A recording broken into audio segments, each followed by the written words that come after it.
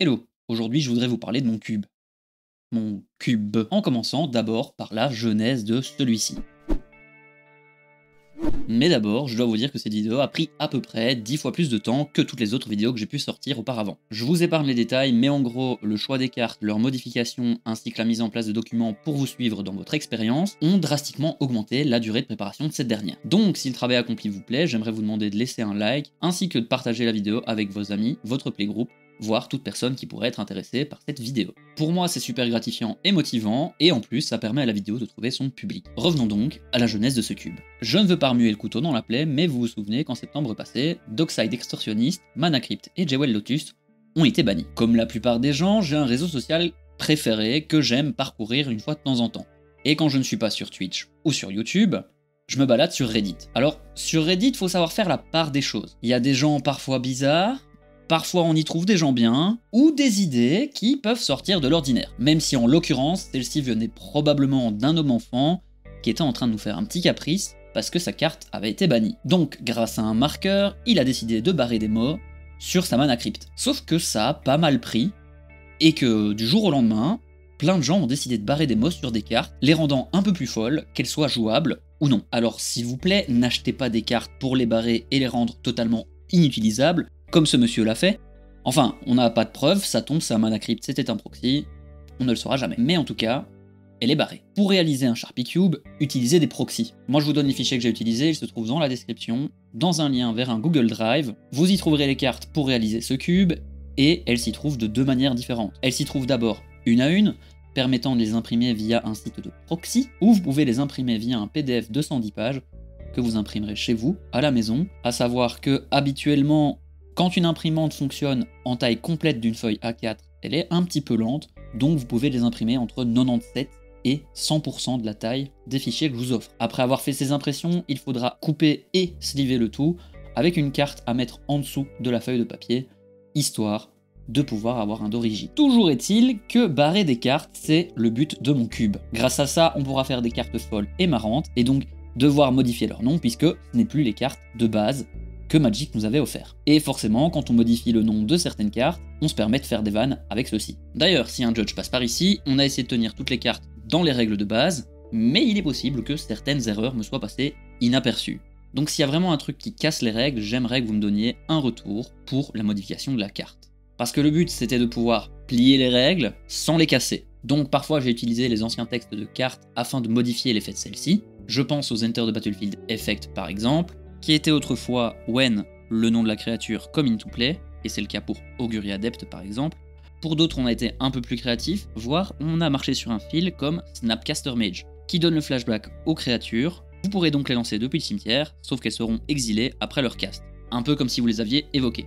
Ce qui permet au Snapcaster de profiter des effets d'arrivée en jeu, mais pas des bodies des créatures. Ça normalement ce n'est pas censé fonctionner, puisque le flashback c'est pour les instants et sorcery. Pour les créatures c'est unnerf. Mais en réfléchissant un peu, ça fonctionne comme ça devrait. Ou presque, peut-être.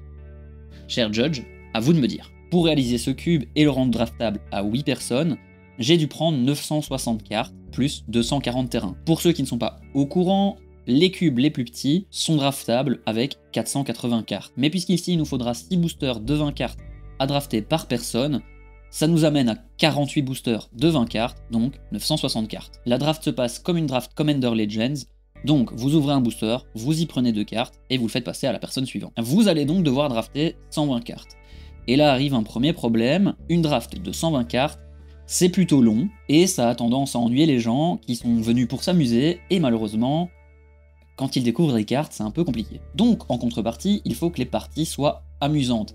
Et c'est là que le Commander Sharpie Cube y gagne. Grâce à ces cartes fortes qui peuvent vous faire gagner au moment où elles sont jouées, ou parfois faire l'effet d'Ancestral Recall en mono blanc. Grâce à cela, on a des parties plus rapides, et donc la possibilité d'en faire plus durant la journée. Parce que, il faut l'avouer, sur une journée de 8 heures, lorsqu'on vient drafter et qu'au bout de 3 heures, on s'arrête pour lancer un petit apéro, c'est difficile de se relancer juste après avoir mangé pour faire 1 ou 2 parties dans les 5 heures restantes. Et malheureusement, si on ne fait qu'1 ou 2 parties, pas l'impression que faire une draft soit vraiment worth sur la journée, surtout quand on a pris congé. Pour éviter toute frustration, j'ai créé 8 archétypes qui sont jouables dans chaque couleur. Donc si vous désirez faire du Spellslinger en vert, c'est possible, mais si vous décidez de faire du Reanimator en Isette, ça l'est aussi. Je ne dis pas qu'ils seront possibles à jouer en mono ou en bicolore, mais en tout cas chaque couleur apportera un petit plus à chaque archétype. Chose intéressante à rajouter, toutes les créatures légendaires de 2 couleurs ou moins possèdent le partenariat, et ce de manière tacite.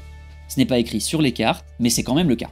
De cette manière, on pourra drafter plus de couleurs et de nouveau ouvrir plein de possibilités et donc engendrer plus de chaos et de gamefall. Cette clause et celle des 120 cartes draftées, elles sont là surtout pour faciliter la draft si vous la jouez avec les Conspiracy que j'ai ajoutées. Vous pouvez bien sûr jouer sans elles, mais les ajouter apporte un niveau de folie supplémentaire à la création de vos decks, ainsi que quelques facilités lors des parties. La raison pour laquelle ces 2 clauses existent, c'est Sovereign's Realm. Cette carte vous forcera à n'avoir aucun terrain basique dans votre deck, sauf que vous devrez toujours respecter la règle des 100 cartes dans votre deck de départ, sinon votre deck sera illégal. Il faudra donc drafter plus de cartes ou avoir plus de couleurs disponibles pour créer le deck. Il y a aussi quelques commandants 5 couleurs prenant la place de commandants incolores, qui sont eux aussi peu nombreux, pour régler cette éventuelle difficulté de draft, ce qui nous fait 3 ceintures de sécurité pour régler un problème. En parlant de commandants, il y en a un de chaque couleur et de chaque combinaison de couleurs pour chaque archétype que j'ai choisi de mettre dans la draft. Les cartes incolores et pentacolores se partageant leurs archétypes, pour un total de 144 créatures légendaires dans 8 archétypes, qui sont le Blink, le Reanimator, Spellslinger, Life Gain, Token, Compteur +1/+1, Burn et Terrain. À ça, j'ai ajouté un Commander plus générique et qui est fort de manière générale à chaque combinaison. 144, ça tombe bien, ça fait 3 fois 48. Et 48, c'est le nombre de boosters que vous devrez créer. Il y aura donc 3 créatures légendaires par booster. Faites attention parce que bien évidemment, lors de la création des cartes barrées, on a pris d'autres créatures légendaires, desquelles on a barré le super type légendaire. De cette manière, on a des cartes fortes, intéressantes et parfois importantes à la création de certains de nos archétypes, sans qu'elles soient automatiquement prenables en tant que commander. Une deuxième chose importante, c'est que chaque couleur dispose de cartes de draw, de rampe et de protection en quantité égale. Et il en va de même pour toutes les combinaisons de guildes. Donc, je m'explique, le bleu a autant de cartes de draw que le blanc, et il en va de même pour le ramp et le vert par exemple. Le tout étant de nouveau présent pour éviter toute frustration lors de la draft. De cette manière, toutes les couleurs sont draftables et on n'est pas mis en difficulté lors du choix de nos premières cartes par un choix bancal ou en se rendant compte que le joueur juste avant nous dans la draft les mêmes couleurs que nous. Attention, ça ne veut pas dire que certaines couleurs ne sont pas meilleures que d'autres. Il a longtemps été difficile d'empêcher le bleu d'être au-dessus de la moyenne, parce que c'est facile de créer des cartes bleues qui font piocher 3 cartes pour un mana, là où pour le blanc c'est un peu plus compliqué. Donc, les cartes de draw sont égales dans chaque couleur, ça ne veut pas dire qu'elles sont aussi fortes dans chaque couleur. Et c'est justement là que j'ai besoin de vous. Un cube, ça évolue. Un cube, ça a besoin de retour de joueurs pour être remodifié et tendre à être plus ou moins équitable en fonction des couleurs qu'on choisira en début de draft. Habituellement, le bleu est toujours au-dessus du lot, on sait pas trop pourquoi. Et bon, bah là, il faudrait que les cartes puissent être équitables pour que tout le monde puisse prendre du plaisir. Donc, si vous décidez de jouer ce cube, bah déjà, merci, mais n'hésitez pas à faire un retour dans les commentaires de cette vidéo en disant cette carte est trop forte ou peut-être cette couleur est un peu faible et proposer d'éventuelles modifications. D'ailleurs, tant qu'on en est au remerciement, je pense déjà à Esther et à Quaquoise qui sont souvent passés en live pour donner quelques idées. Mais il y en a bien sûr d'autres qui sont passés, et merci à eux aussi. Donc on revient à ce que je disais, si vous décidez de jouer ce cube, n'hésitez pas à faire des retours sur ce dernier. Je n'ai pas été au maximum de ce que certaines cartes pouvaient faire, en prenant comme principe, c'est plus facile de barrer quelque chose qui ne l'a pas été, plutôt que de débarrer quelque chose qui l'est déjà. Donc, en modifiant les effets, j'ai laissé un espace qui permet de parfois booster les cartes, parfois les nerfer, ce qui est pas mal pour ne pas devoir réimprimer non-stop des cartes pour les modifier. Tout en retenant que le principe c'est de pouvoir finir des games assez rapidement, histoire de pouvoir en lancer une ou plusieurs, pour que la draft n'ait pas été inutile et qu'on doive ranger juste après avoir fait une partie. Notez que certaines cartes n'ont pas beaucoup été modifiées, et ce sont souvent des effets forts et difficilement modifiables, je pense notamment à Azusa. Elle a perdu sa couleur, elle est donc disponible pour chacun, et ça tombe bien parce que c'est un pilier des decks terrain. On pensera aussi à Anointed Procession et Parallel Lives, qui perdent de nouveau leur couleur, mais pourront être disponibles pour chaque deck token. Mais je dois dire que je n'apprécie pas spécialement ce genre de modifications.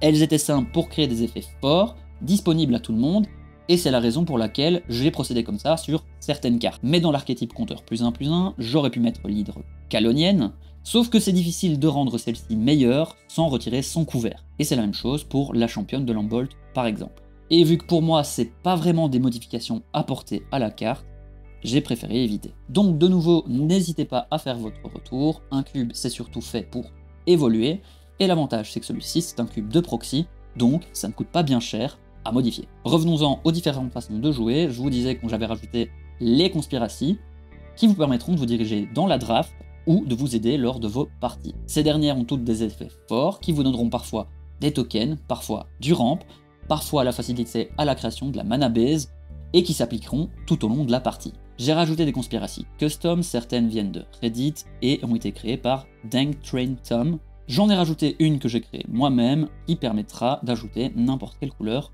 à votre commandant.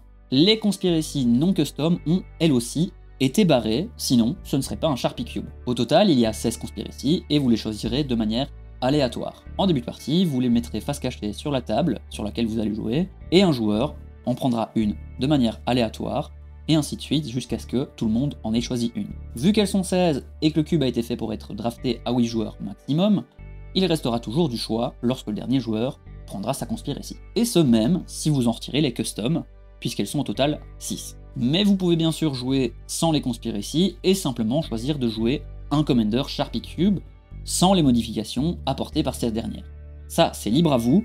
Les conspiracies peuvent rajouter un peu de piment, mais bien sûr, ça peut devenir lassant. D'ailleurs, si vous le désirez, vous pouvez aussi, en draftant moitié moins de boosters, faire une draft de cubes normale, constituée simplement d'un pool de cartes 2 fois plus grand qu'à l'habitude, et donc faire des parties en 1v1. Il faudra néanmoins être 4 ou plus, parce que sinon ce sera un petit peu triste. Et ça, c'est encore une difficulté d'un cube, c'est que vous avez besoin d'un playgroup disponible et prêt à mettre pas mal de temps dans la draft avant de commencer à jouer. Donc, pour rappel, tout ce dont vous avez besoin se trouve dans la description, avec un lien vers un drive dans lequel vous trouverez les cartes rangées par Commander, couleur, terrain et conspiracy, ou un document de 110 pages en PDF pour imprimer directement à la maison toutes les cartes si vous voulez le faire à domicile. Mais vous aurez aussi les règles de la draft dans un document PDF. Pour la création de booster, trier les cartes par couleur, les monos blanches ensemble, les monos bleus ensemble, etc.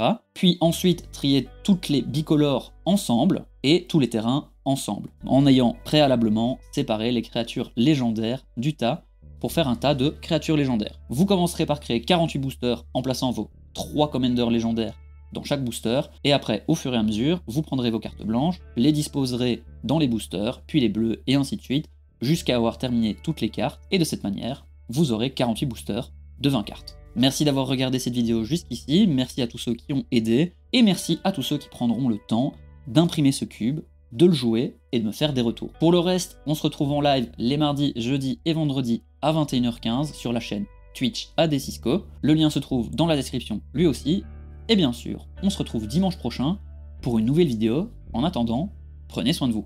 Merci d'avoir regardé la vidéo, n'hésite pas à laisser un like et un commentaire, à me rejoindre sur les autres plateformes, et surtout à t'abonner si tu ne l'es pas. Tiens, t'es encore là toi? Non, c'est parce qu'il n'y a pas grand chose à voir ici en fait, hein. Enfin, sauf si tu cliques sur un de ces boutons. Merci, et bisous.